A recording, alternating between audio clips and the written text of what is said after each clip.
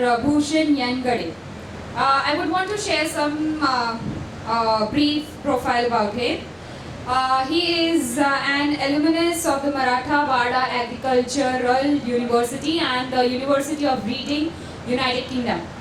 He is experienced food technologist in the private and the public Maharashtra State Food Processing Mission Directorate, food industry sectors of India. He has worked in the new product development, quality technical and project division of the food industry.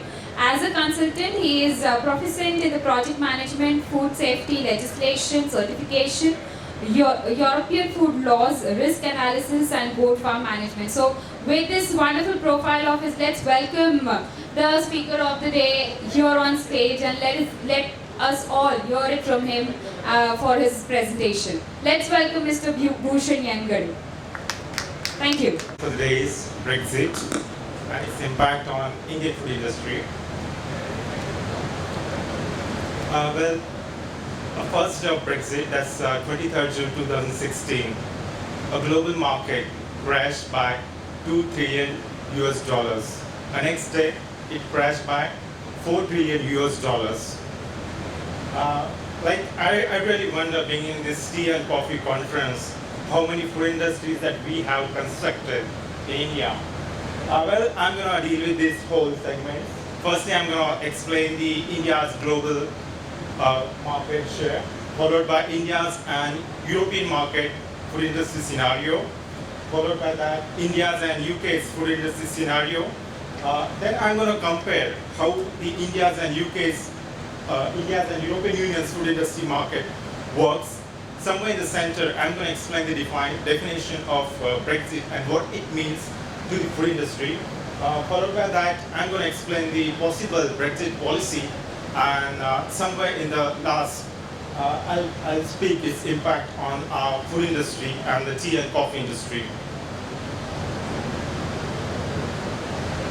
To start with, India's global market share. Well, India ranks second in the fruits and vegetable sector of the world. We contribute total 1% of total India world's fruits and vegetable. We are the leaders in papaya, banana and mangoes. We rank first in it. Secondly, we rank first in the ginger and okra in the vegetable sector. Again, I would like to add, we have an n number of fruits and vegetables. We rank second and third, so I thought I should put the first one here. This is something animal product sector. We rank again first in the milk sector. We contribute total 18% of the milk to the world. That's huge, and I think it's every tea and coffee is incomplete without milk. Followed by that, I would say that we contribute around 6% of egg to the world, and we have also good amount of fresh milk percentage, around 27%. That's around, we contribute 25% of fresh goat milk, and we are also one of the first exporter, leaders in the buffalo meat. That's 88%. That's huge. Going to the cereals and pulses, again I would say we rank first in the cereals in the world. We are the leaders in the pulses.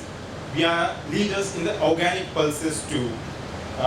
Again, we are the leaders in rice too, contributing 93.6%. We export 93.6% to the world. That's a huge amount. The organic food trend is going nowadays. So I would say that India ranks second in the organic land after Uruguay. Our organic sector focuses on mostly on European market and to the Gulf market and to the Far East. This is something very cleverly done because there is high demand growing for the tea, organic tea and organic coffee sector. This is processed food. I would say that export of processed food is growing day by day, and yes, since 5 years, our growth rate is annual growth rate of our food sector is around 21.5%. Globally, there is high demand growing for the globally there is more than 72% of food, or 72% of food is sold through superstores, and we Indians ranked fourth in the superstores. Yeah, we are here for tea and coffee. Then again, I would say that we rank second in tea production in the world, and we rank sixth in the coffee production. This was something about the global scenario of India. And now I'm going to explain India and European Union's food industry scenario in a short. These are something export market share, that's 77.8%, and import market is 2.5% for the processed food. Followed by that, we share around 31%. We import 31% sugar to the European Union. That's a huge amount.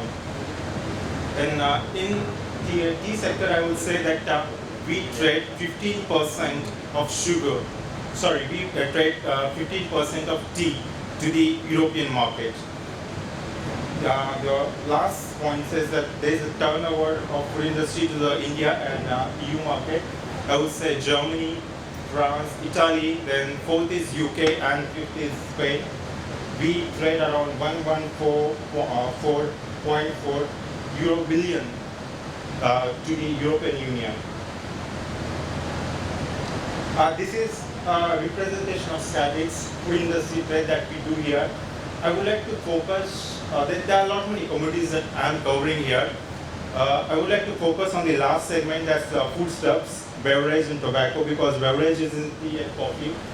I will say that when we analyze the the data, we understand that there is fluctuation in the import between India and EU. But the demand for the export product, though it's high when it's compared to the imports, I would say it's really high and it's growing. You can see 230, 247, 307, and 305. It's like growing stage. That means there is higher demand for the Indian products in the EU market. So I would say that there is high growth for the Indian products. Next, I would say India and UK's food industry trade scenario. This is something what we do here. 100% of FDI is permitted to the EU and UK to all over world. So I would say there are a lot many investors from UK are looking in India as one of the most prestigious market. I would say that in 2015 we exported around 42 million kg of tea to EU, and from that around 20 million kg tea was exported to UK. That's half, and that constitutes around 15% of India's export market.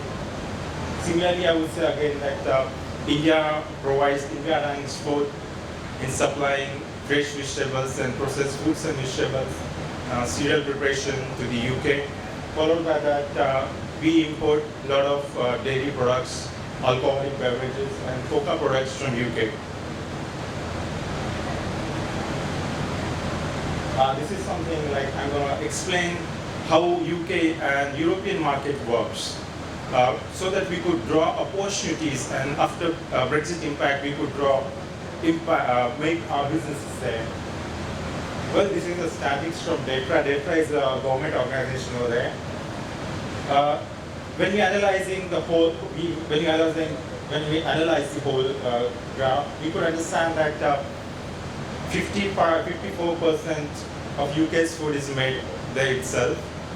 27% of food UK get from European Union, and I would directly come to the fourth point, that's Asia, somewhere in India. We import them only 4% of food.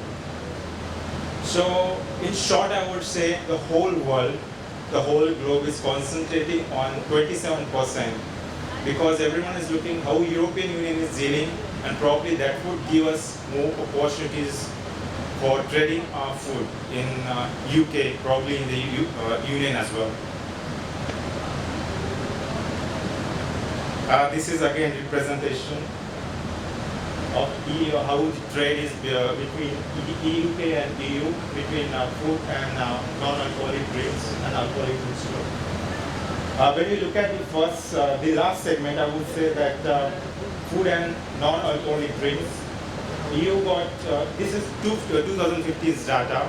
According to this data, I would say that EU got around 70% of food from, UK got 70% food from EU.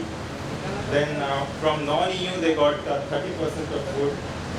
When we come down in the value-added food and non-alcoholic drink, I would say that EU again got the 84%, around 85% from EU and 15% from non-EU countries.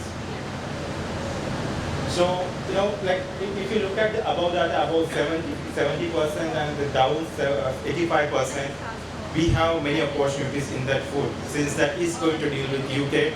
So we are really, it will bring impact to our economy too. This is the trade that is done in the UK. I hope you can see the coffee, tea and cocoa that's been traded between UK and EU. This is very important representation. If you look at that, around 3 million euros, 3 billion euros, and around 1 billion euros. The trade goes between this amount, I think. And from this, we could analyze that coffee, tea, well, the EU does not produce a single bean. They just get it in the Germany or any other countries of the EU, and they just repack it and they just sell it.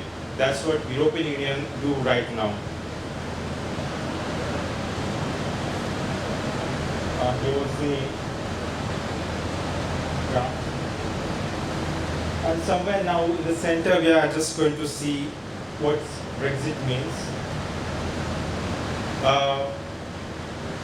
EU has been developing food laws since 1957 to the UK, and UK joined European Union in 1973.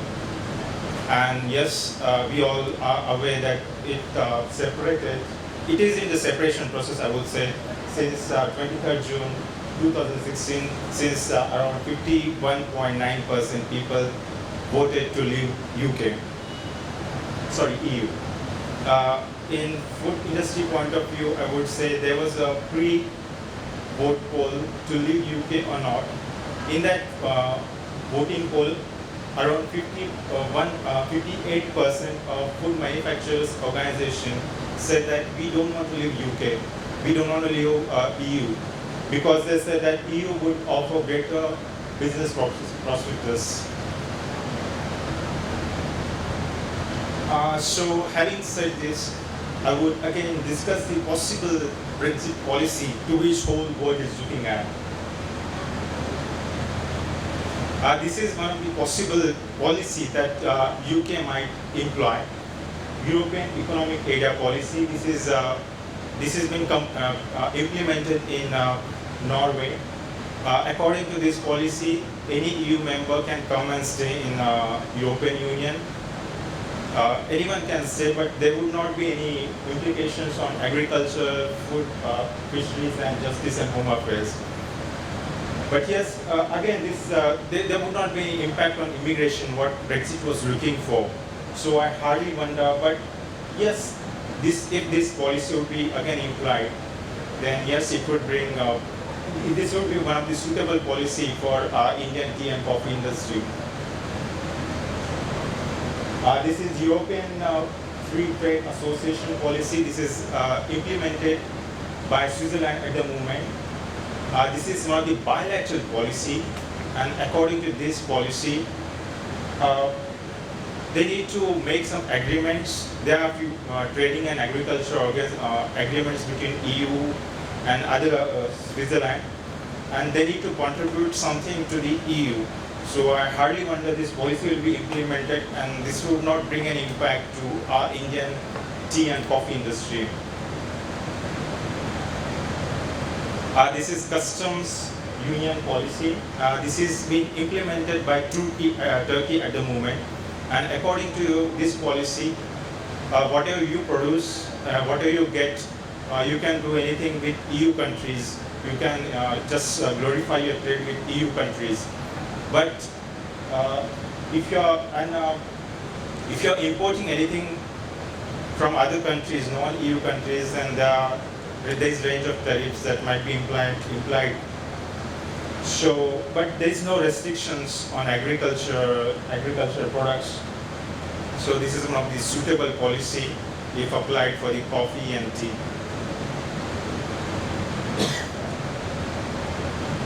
This is CETA policy. This is not yet signed, but this policy is signed, but not yet into the force. This policy is between the EU and Canada. According to this policy, whatever you make in your country, that should be the whole. For example, if you are making a biscuit, or if you are making a tea, the packaging, the whole processing line, the whole processing things, what are the raw materials, that should be made in that country. And so that policy will be made. In our case, probably if you make everything in India, then I think this policy will be one of the suitable policy for us. And I think Make in India is one of the best initiative for this policy. This is the Singapore and Hong Kong policy again. Whatever you import and export, there won't be any restrictions on your trading, importing or exporting. Yeah, this is one of the good policy, but again, suitable policy for India, but there would be again a lot of competition in this policy. This is UK trade policy with non-EU countries. This is one of the best policies or probable policies that UK might do, because there are no restrictions. UK can do trading with any non-EU countries, and if they'll open market for other countries, this will be one of the gambling. UK might be one of the gambling market, I would say. And yeah, this is one of the suitable policy, but again, one of the best and one of the hard competitive policy. This is finally, I would say, UK and regulatory policy. As UK gets from its most of the laws from Codex, and European Union, I don't think so. There would be any implications or restrictions. They might not change those laws in UK. But yes, UK has taken a firm stand on following things: pesticides, GM food, the labeling laws, and animal products. So there could be any changes in that, but I don't think so that will make any changes on tea and coffee here. Yes, I would say that what's Brexit impact. This is a news that appeared in Economic Times on 21st June 2016, just before day of Brexit. The news says Brexit effect, Darjeeling producers put prices drop on hold. No one was sure how much will be applied, what will be tariffs, how much imports and exports, how it will be taking place. So everything was put on hold, and yeah, this was one of the good stand, I would say. The next day after Brexit, we saw the Brexit impact. The Business Standard said that Indian tea exporters realization from UK to fall 7 to 8%. The market crashed by 7 to 8% in India. And probably the first step that we saw here, Darjeeling tea producers put prices top on hold. If we compare these two news, we say that was a good stand that was taken by Darjeeling tea. Again, this is one of the studies that was done by the Guardian. It says that post-Brexit, sterling decline will cost poor countries $4 billion claims study. According to this study, this is not the best studies. If anyone want to really know, please let me know after the presentation. According to this study, India will lose 370 million US dollars, not at immediate stage, but gradually they'll be losing at some quantities. Well, this is news from Los Angeles Times, dated like August 1, 2016. This news says that there is scarcity of workers, of food pickers, the people who work on the sharp line, the processing lines. So there is scarcity, and it says that from where UK will bring workers for working into the food industry.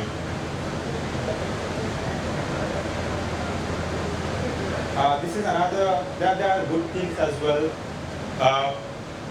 The European Union gets its fresh cattle and the products, the animal products from Irish market and the Switzerland market. So I would say that the news says Brexit could boost live cattle export to the trade to UK. We have vast live animals here in India, cattle, goats, farm animals. So that could boost our business, that could boost our food industry business. This is news from again Business Standard, which says Brexit may bring cheers for Indian seafood exporters. The Brexit is taking place. EU hasn't defined the sea boundaries to the UK.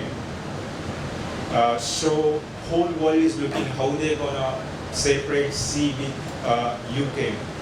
So again, we have got huge sea around India, and we have huge sea market.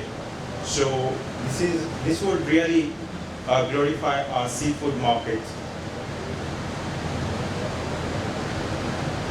This is news from Financial Times. It says Brexit set to leave a bitter taste for coffee drinkers. Well, again, I would say that coffee is traded with UK, coffee is traded with EU, and yes, we do trade. We have good. We rank sixth in the coffee production in the world, and the coffee that we provide, that we give to UK is in pack form. You might wonder why this says that Brexit is said to be a bitter taste for coffee drinkers. Because UK gets its most coffee from Germany at the moment. Germany gets its coffee from African countries. They do process it, they do blend it, they do pre-pack it, and they just sell across European Union. And yeah, with this whole news, I would say that thank you so much. So I would request you just to stay back on the stage, because now Nishita ma'am will come up here on stage and felicitate with a memento and a bouquet and a gift.